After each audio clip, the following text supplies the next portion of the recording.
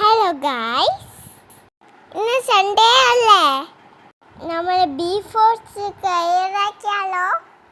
Beef fry നല്ല കറുത്ത് മൊറുന്ന് തേങ്ങ കൊട്ടിട്ട നല്ല അടിപൊളി കിടക്കാച്ചി ബീഫ് ഫ്രൈ തയ്യാറാക്കിയാലോ? അപ്പോൾ വാ, എങ്ങനെ ഉണ്ടാക്കണേ നോക്കാം. കൊടി വിരില്ലേ, വയവേദാക്കും. അവിടെ തന്നെ കുക്കറെടുത്ത് വയ്ക്കൂ. അതിലേക്ക് ബീഫ് ചേർത്ത് കൊടുക്കാം. നന്നായിട്ട് കാണണേ.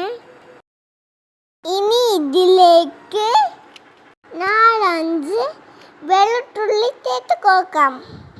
അതിന് കൂടെ അരിഞ്ഞ് ഇഞ്ചി ചേർക്കാം.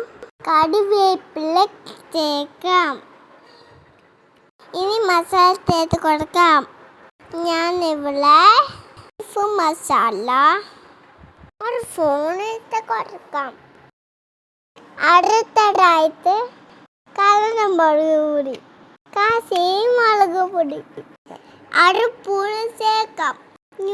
മഞ്ഞൾപ്പൊടി, ആവശ്യത്തിന് ഉപ്പ് നന്നായിട്ട് മിക്സ് ചെയ്യാം. ഇതിലേക്ക് ഗ്ലാസ് വെള്ളം ചേർക്കാം. ഇനി നമ്മൾക്ക് വേവിക്കാൻ വെക്കാം. ഉള്ളി അടുപ്പത്ത് വെക്കാം. ചൂടായി വന്ന ഉള്ളിലേക്ക് ആവശ്യത്തിന് എണ്ണ വയ്ക്കാം. ഇനി ഇതിലേക്ക് 1/2 സ്പൂണ് പെരച്ചീരകം ചേർക്കാം. ജീരകം മൂത്ത് വരുമ്പോൾ ഒരു സവാള ചേർക്കാം. സവാള നേരത്തിലാണ് അരിയുന്നത്.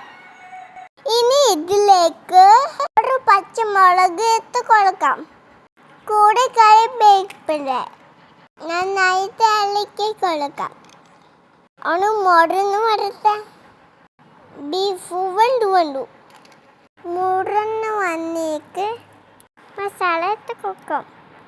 2 സ്പൂണ് ബീഫ് മസാല, 1 സ്പൂണ് മല്ലിപ്പൊടി, 1 സ്പൂണ് കുരുമുളക് പൊടി നന്നായിട്ട് ഇളക്കി കൊടുക്കാം.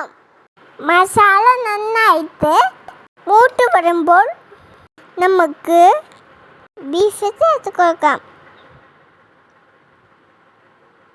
ഞാനിവിടെ 4 വിസിൽ അടിച്ച് ബീഫ് വേവിച്ചത്. ഇനി ഇതിലേക്ക് കുറച്ച് തേങ്ങാക്കൊട്ട് ഇടാം. മൂടി വെച്ച് വേവിക്കാം.